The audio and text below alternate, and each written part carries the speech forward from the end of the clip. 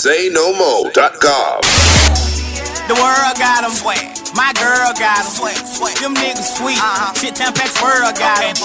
Marco, I be. What's up? It's Zakano. SayNoMo.com, home for the Indies. And right now, we at the 107.9 HQ, the homie ET. How about it? All right, so ET, let's go ahead and get into it, man. What made you want to become a radio personality? Never did. Never went to school for it. I never ever even thought about it. What happened was, I'm gonna tell you how my story is so weird. Like I got into radio, believe it or not, because I was doing like hip hop dance. Like I do all that capoeira and all that crump, all the shit that Chris Brown does. Being from California, I was doing that, and I got seen in the club doing it. And the lady at the time, she was older lady, you know what I'm saying? She worked at the station, and I never wanted to be in radio. And so she was like, she tried to kind of like, you know, what kind of style of dance is that, you know? So, and I was like, I'm from Cali, woo woo. She asked me, you know, she kind of hit on me a little bit. She said I was too young. She said, but you should come intern at the station. I literally had nothing else going on in my life. So I was like, fuck it, I'll just come into the station and intern. But when I interned in everything. I didn't even want to be on the radio. I was just interning in promotion. I interned in engineering. I was interning in production. I was interning in everything at the same time. It just so my first paycheck, I was on the radio every day, and my very first paycheck from Radio 1 was through engineering. That's good. That's good. Yeah, so I never planned on being on the air. It just so happened that people liked my voice, and I got on the radio. All right. 2 months of intern. 2 months, nigga. Oh, 2 months. Yeah, I worked hard, but I was in this bitch like 70 hours a week though, like day and night. You know, like my work ethic was just on a different level. But I think being from Cali, when you got more people, more population, the competition level is higher. Yeah. You just brought, you know, that's just something that's native to me. So that when I brought that with me to here, so when it came to work, it was like, that ain't nothing like what you need me to do. So it was just a matter of just grinding it out, make sure, you know, stick in there. And just learn. I learned everything. I didn't come here trying to just do one thing. I came here trying to do everything. I would say, have you since you know, learned everything and whatnot, is it was it like a, let me make, you know, maybe start my own kind of radio station type of thing? Or?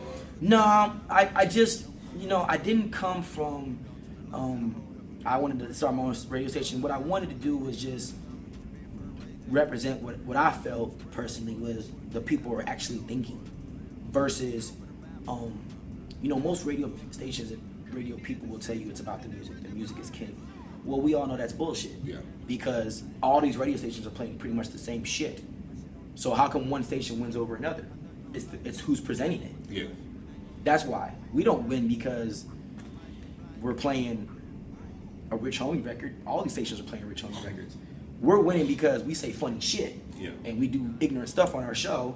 That's trademark, by the way. And all the stuff on our segments on our show are just different, and they're funny and they're interesting. And the music is just something that goes along with it, because the music constantly changes. Yeah. You know what I mean? 3 years ago, YC was the nigga. Where is he at now? So it's not about the artist and the music, because the music's always changing. It's who's presenting it. All right. So we can say you guys are the pioneers when it comes to how radio segments are ran in Atlanta. You know, you got your Let's Go's, your Sappy shout-outs, and your Battlegrounds. So is it obvious when the other stations try to bite y'all style? It's completely obvious. It's so funny because, you know, like me and Jay, the things that we say on the radio, like ass and the cussing, you hear other stations and other shows trying to do that and just trying to be free with it now. But it's so funny because we've only been on the air like 7 years together, but it's like, that's not even that long. That's not even two high school segments. You know what I'm saying? Like high school lives. So it's kind of like, it's funny when I see that going on, and it's like, man, y'all really just can't think for yourselves, huh? Y'all have no imagination, no thought process, no idea of what to do. So you just look at what we got going on and hang on to our nuts. And it's kind of funny because my legs are strong, so I don't mind them hanging, you know what I mean, off of us. It's kind of funny that I got carried in too. And then when you come out with something else new, You're right. then they already... They jump on it. When we came out with Side Piece shout-outs, let me tell you how that came about. Battlegrounds has gotten so big that international people have started sending music to us, so we've had to revamp it. So now with Battlegrounds, if you win online on our webpage, you're like before Battlegrounds, you got half a song played. But now if you win at the end of the week on a Saturday, your whole song is played. debut, brand new, big showcase about it, because I've had people from other countries that listen to us online. We have a large, like 1.4 million listeners online around the world, and they send music that I can't even understand what the fuck they're saying for Battlegrounds. So it's gotten to that point now, so we had to make it bigger, and it had to make more sense, and we had to give them more. And radio's built off of the people. Yeah. I think what's happened is people get caught up and they think it's about them, and it's like, no, it's not really about you, bro. Like, if you don't make the people happy. Because you can play whatever you want on the radio, but if people aren't interested, then it doesn't matter. I mean, sometimes people think it's about new music, but there's this thing that's been out for over 30 years called the internet, and they've been downloading records since like the 90s, and no one gives a shit about like the new whatever, because by the time like it's already on YouTube or it's on like Twitter or Instagram, like some song somewhere, SoundCloud is out already. Yeah. And people are downloading it by the millions. So what does a radio station think it's gonna do by playing the new whatever as a feature, unless they're getting the record completely? No, it's not even on the internet. It's not even nowhere. Directly from the artist. Directly from the artist. That's when it matters. Other than that, it doesn't fucking matter no more. Like, because people are hurting, they're reaching out themselves. But it's hard to tell the older regime niggas that are in charge of radio stations that, and they don't want to listen. They think that they know better and blah blah blah. That's what it says. That old person mentality, like already been. It's not even. I can't even call it old, because some people, successful people, like Jay-Z said, everyone has a birthday. Okay, you're 19 last year, you're gonna be 20 next year. Yeah. It is what it is. The difference is reinvention. Jay-Z doesn't win because he's fucking 40-some years old. He wins because he reinvents himself. He does shit that's reinventive. Like, I'm gonna sell 1 million copies through Samsung, and then I'm gonna sell another 600-some thousand copies of CDs, and then I'm gonna have a bunch of downloads, 3 million copies in a week. That's reinventing yourself. That's how your product. Beyonce, reinvention. The label didn't even want to put her album out. Live Nation put that shit out. Bitch sold 80,000 in 3 hours. Like, you know what I mean? And a couple million the first week. Like, reinvention of how you present. You know what I mean? And I think presentation in the radio game has been lost. And me and Jay are the only ones that get it. And why would you say that? Because they lost the idea that presentation matters. How you put it out there. They think that it's because it's coming from them that it matters more than how you present it. So they believe that, okay. So for example, say I'm DJ whoever, like I'm this great DJ and I'm known because I'm the one saying it, that it gives it more weight than how I say it or how I present it to the people. You know what I'm saying? Like, I don't go to school for this shit. I didn't want to be a radio personality, but I get the fact that people aren't stupid, and I get the fact that they want to be respected, and I get the fact that they want presentation, they want to show. What else am I listening for? The music? For what? I can hear that at another station. Like, let's say, like when you got these big shows, like, your BET Awards and all that stuff, like the way they present it compared to, just okay, because if I look at MTV Awards, their presentation is always fun. They got guys coming from the ceiling, the movie awards. They're hanging, they're funny, they're interactive. The BET Awards to me sometimes are like, yo, nigga, get on stage real quick. Go ahead and sing. Thank you. And give this person that award. And give them a rap. Hey, you get on stage and rap. Y'all three's rap. Okay, cool. You can have a little flashing light behind you. Like, the presentation is, it's like, it's been lost. And I know it costs sometimes, but creativity doesn't always cost, All right. Well, back to, with the radio stations, the other radio stations, biting off you guys. Yeah. Have you ever, went to an event and ran into another radio station and y'all have any kind of beef and that? I don't have beef with these guys because my only competition is me. I don't really care what you think. I don't really care what you say. I'm not interested in your opinion. Your idea of what you think it should be can kiss my ass. I don't really care. It doesn't matter to me because the numbers don't lie. Arbitron.com will tell you the ratings of any radio station in the United States, how many girls listen, how many kids listen. Arbitron.com says it all. So when people talk, it's just talk. I'm doing the walking, you're doing the talking. And while I'm walking and running, you're behind me. I take all my risks with just as much confidence as I do when I take my risk and they fail. I'm not afraid to fail. So I'll take a risk out there and lose in order to win that, in order to win big. And a lot of niggas don't want to do that shit. They just want to see what we're doing and try to swagger jack it and then say and put their name on it or try to do it their way. And it doesn't really pan out that way because they're not passionate about it. They just hope that it helps them win. And then when they see it doesn't work out, they just on to the next one. They on to the next thing. I can go to any. I can pull up stuff on my phone right now. This was the band jamboree with over 4,000 people that we hosted on Sunday. Today's the what? What is it? Today 6th? is the 6th. Yeah. So on the 5th, today's the 6th, so on the 4th, we was at the band jamboree, and I can walk into any high school. This is 4,000 some people. I don't know if you can see this on here, but let's see. I'll pull it up.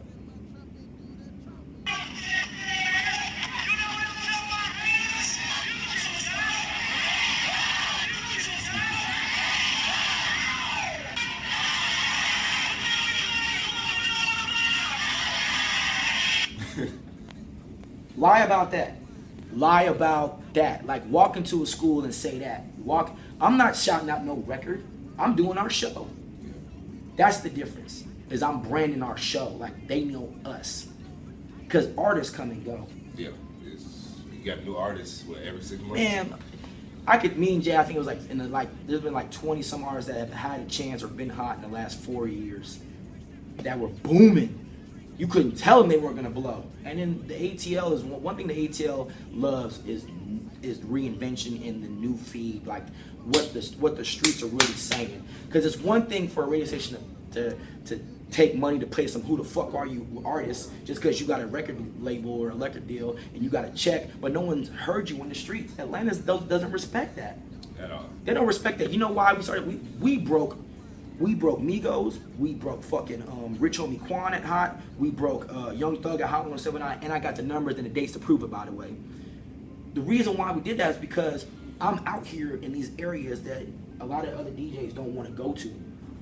They do the bougie parties. I don't give a fuck about bougie. You catch my ass at Walmart. Those are how you get your ratings.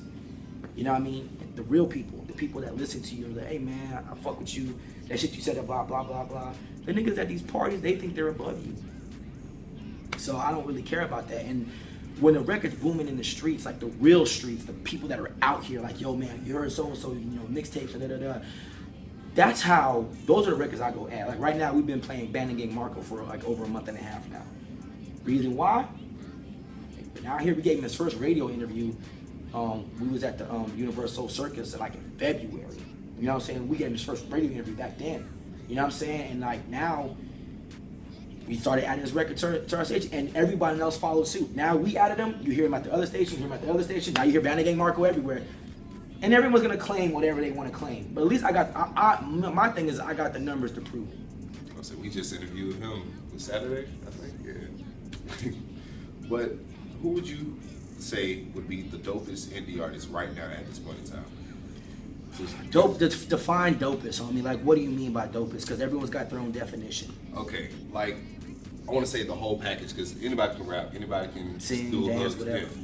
But this one artist is bringing you the whole thing. I'm talking about some presentation. He's serious about his grind. He can actually spit about some stuff. I think listen, man. From a hood perspective, I think Band and Gang Marco is really working well. I see his grind. I've been watching his grind for a long time now. I like Q. I really like Q. I think people are kind of sleeping on Q in Atlanta. I think Q is really dope. And even with Young Thug, his sound is just different. He's distinctive. He used to sound like Wayne, but now he sounds like Young Thug, and he's got the high pitched voice, which set him apart. And his style is different. I think it's cool. I can't really put my finger on one person and say it's only them.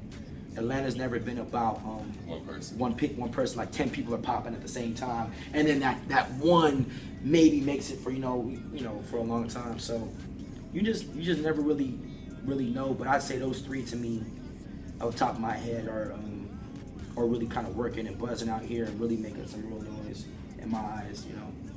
All right.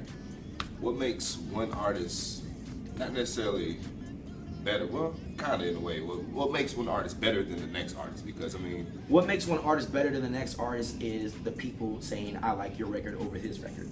Bottom line, period. There's no magical thing or no check. Let me explain something to you. Tell me a vegetable that you don't like. Okay, broccoli. Let's go. You don't like broccoli. If I shove broccoli down your throat for a whole month, would you still like it? No. Right, because you don't like shit. So at the end of the day, I don't care if you pay for a radio spin, if you don't, if you're out here, the people decide what they like. Bottom line. And if the people don't like a record, you can't force it on them. I've always said, if you got to cheerlead your record to me, it's not a hit. Period. It's not a hit. You can't sit there and say, yo, people really fucking with it, and I'm out here 6 nights a week in different spots and everything from high school to college to grown parties, and I don't hear nothing, and ain't nobody requesting nothing, and I don't see no poster, I don't see no buzz, you ain't on no mixtape, but you got to check, and you swear you the hottest thing. I'm like, my only advice to any artist out there is, if the person who don't know you love you, that's when you got to hit, because your mommy, your friends, your side of the hood, they're supposed to support you. But when a nigga who don't know you fuck with you, you might have something going. So we have a segment on SayNoMore.com interviews called I'm Just Being Honest, where we just ask you a couple questions and we want your most unbiased opinion. Okay. Right.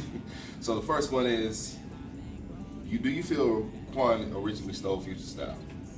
Yeah, I told him that on the interview actually. Oh. His first, when Quan first came out, he was it was interesting because Atlanta didn't really fuck with him at first. He pushed that mixtape for a year, and I don't know if y'all know that.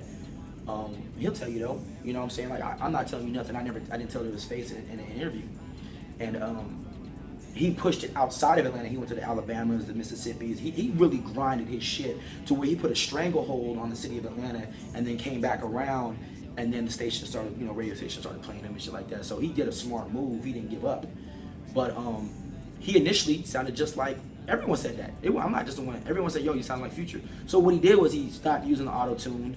He changed his sound up. He became Rich Homie Quan. And now his sound to me is him.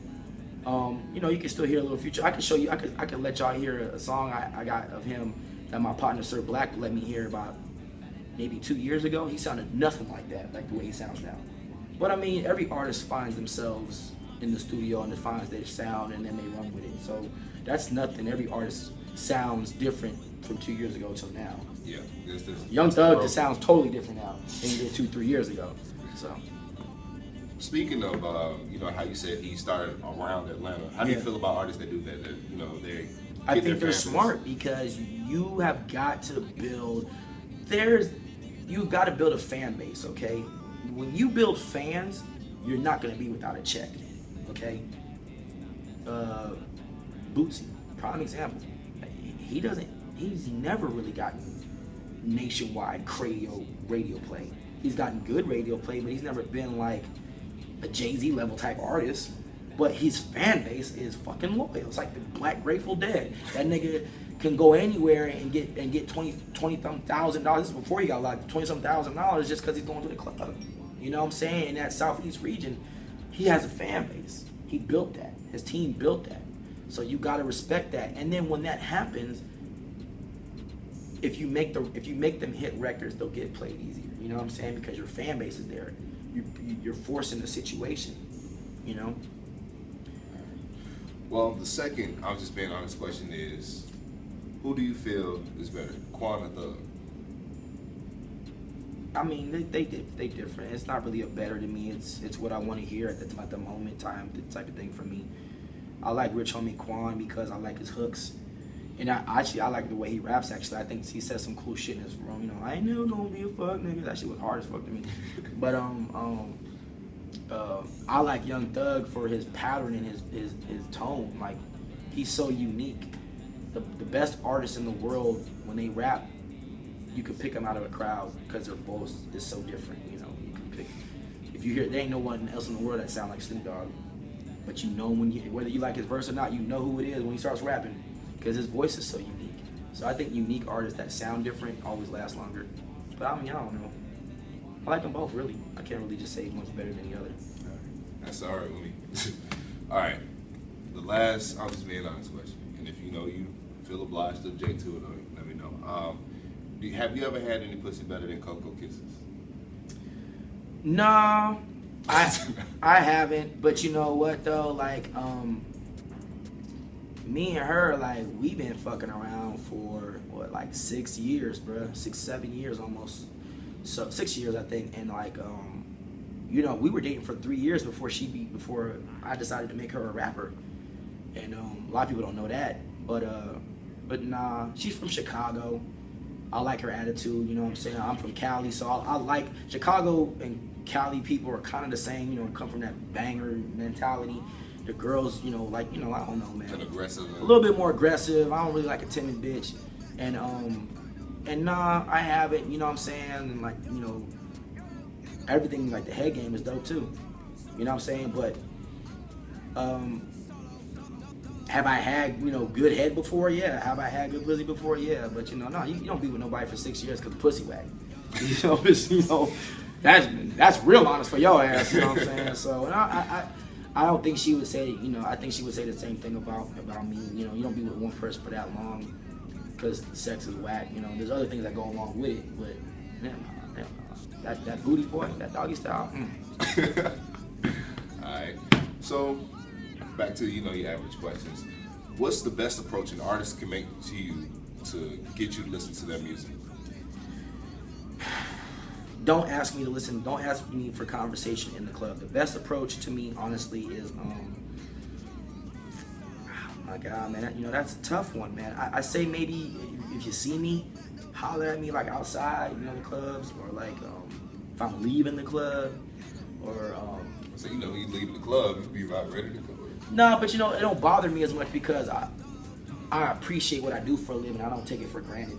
One thing I always tell any artist is that the reason why I feel like partially the reason why I work hard and go so hard and I am #1 in the ratings is because I realize the game doesn't need me. This game doesn't need you. It doesn't need you. It doesn't need anybody. It will use whoever's working hard. And because of that, even if I'm dead tired and I'm like, oh God, I don't want to do this. When someone comes up to me at 3:30 in the morning, like, yo man, check out my shit, bro. I got this tape. I don't never throw it on the ground. Take it, put it in my car, ride to it. If I don't like it, I don't call the motherfucker. Whatever, homie. It's whack. It needs to be mixed. Da, da, da, da. But I always take it. I always listen because this is not a given. This is something I worked for, and the game does not need you. You always need the game because the game will replace you without a tear.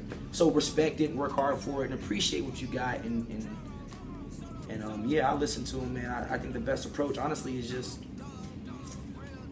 shit. I don't know, bro. Catch me where you catch me, homie. You know what I mean? In the mall, whatever. But don't hit me up if I'm hosting in the party. Like, yo, man, I want to talk to you, bro. I'm like, hey, nigga, there's 2,000 people in front of you. What kind of shit? Yo, can you play my shit right now? You want to play your new record that no one's ever heard of in the club in front of 1,000 motherfuckers, and yo, this shit gonna turn up. No, it's not. No, it's not, because they don't know the record, and people turn up for shit that they know, not shit that they don't know. It takes time. I want to say, is that like the worst? That is like the worst thing any artist can do. Ask any DJ. 12:30, 1 o'clock, 1:30, the club is fucking just rocking. Yo, bruh, play my shit. No, asshole. I don't even know. Like, dude. Look at this crowd. You think you don't play new shit when the club is booming? Like, I'll give you a prime example. Okay, I'll give you prime. This best example. Y'all watch football, right? Yeah. You're in the playoffs. Your quarterback is healthy. He's the fucking man, right? But you got a backup nigga. He's the shit, but he's never played. Do you put him in the playoff game because you think he's dope? Then you don't play new music at the height of the in the playoffs and during the goddamn club. You go, as an artist, you go to the club at like 10:30, 11 when there's like 200 people there. And you get a vibe. It takes time. Respect the DJ. Understand he's doing the job. And I get you want a bunch of people to hear your shit. But if you really want people to hear your shit, you should go there when everyone's actually listening. Because when the club is booming, they're drunk, they're not even listening. They just trying to get turned up. And you know how many times I be in the club and I'm in the and some shit play I never, yo, you heard my shit? No, because I'm in here fucked up. I'm with these bitches. I don't even know what the fuck you're talking about. You just came to me asking me about a record that the DJ supposedly played, but I didn't hear it because I'm hosting working, talking to this bitch, giving out shots to the dirty girls. I don't even know what the hell you're talking about. What's your name again? Like, and then they get mad, like, oh, you on some fuck, you know. On some bullshit shit. Yeah, Too hot, you Hollywood. I'm like, no, I'm working. Just like you're working, but you're working at the wrong time. Do you go to your job on your day off? That's the wrong time, right? So don't do like, you know, you have to learn the game. And the problem is no one teaches them. So I'm telling right now, if y'all want to get y'all record played by the DJs, go early. Go at like 10:30. Go at like 11. You know what I'm saying? Maybe 11:30. If you got a buzzing record that's already buzzing, then yeah, go 12:31. Try to get your record played. Always take care of the DJ. Understand they got a job to do, and they got a crowd. They got a crowd to represent. If that crowd sucks and they're not there no more, you're not gonna go there and try to advertise your song. So go there early. You know, when there's 200-300 people there, and see, you know, and get a response and see what people will really hear it. Then you know what I mean? You can get your most honest response then too. Yeah. You know, 200-300 people is a lot of motherfuckers. That's a lot of people, you know what I'm saying? So it takes time, bro. All right. Well, where did the name ET come from? I mean, ET the Entertainer is my radio name, and it came from my days, like when I was in California, right? I used to be with this promotion team, and they made fun of me because I didn't flick people off like like this with the little shit like this, and I was flicking people off like that. I was like, man, fuck y'all, bro, fuck you. And then the people was making fun. They was like, bro, look how long your goddamn fingers, man. You look like ET. I was about to say. It's like, bro, look how long your goddamn fingers are. And I was like, well, I'm not a tall guy, but you know, I got big hands and stuff. You know, my brothers are all, and my uncles are all 6'something. So I got tall people's features, but I'm in a compact body. So they started calling me ET. And then when I got to Atlanta, because I was, you know, I could rap, dance, and I was doing all this other shit, so they was calling me ET the Entertainer, and that's how the name stuck. So I was ET in Cali, I became ET the Entertainer here. Okay. I would say did you really want to stick to it? Did you want to change up, or did you like? No, you know, I didn't change it. You know, musically, when I do my music, I go by a different name. I'm not gonna say, but you know, I switched that name up twice. I used to go by Sandman when it came to my music. And I switched that up to something else. And, you know, I got a lot of records. You know, I do music with other people. And I put it out there, like, mostly in Cali, West Coast, and stuff like that. But, no, man, I like E.T., man. I think that it's unique. It's stuck. You know, it's funny because people always, you know, expect me to look like something else. Like, you know what I'm saying? And they hear me on the radio, and I'm like, man, I thought you was going to be tall and dark-skinned and skinny, man. I just got a big voice. That's cool. So, you know, you've been from Cali. You've been in Atlanta for how long? Me and Jay been on the air together for 7 years. 7 years. Yeah. And that's since you've been in Atlanta? No. I got to Atlanta probably about 2 years before that. Okay. And, you know, you've been down here for the longest. Do you feel like you consider yourself an ATLian now? Or? I love ATL. This is my home. I defend it. I defend ATL like it's LA. And the thing about it is, I defended it against Pimp C when he tried to say the ATL wasn't the South. There's actually audio of that on YouTube, I think. But me and him got like a big ass argument because I reported on the air that he was saying this and da da da. I'm like, what is he? Is he stupid? And I was saying all this stuff in the air. So Pimp C, being the real nigga that he was, rest in peace. You know, he called up to the station hotline, private line. Hey man, let me speak to ET. Where ET at? You know, he got that voice, man. So he called up here. I'm like, this ET right here. Homie, what's up? Who this? Hey, he's like, hey man, this Pimp C, man. Hey, he just started going off, and I was like, yo. He was like, he's like, what time is it on your side of town? I'm like, I'm like, it's Eastern Standard Time. He's like, okay, so that's the East Coast. I'm like, it's on the south side of the map. You can't change geography. I'm like, SayNoMo.com.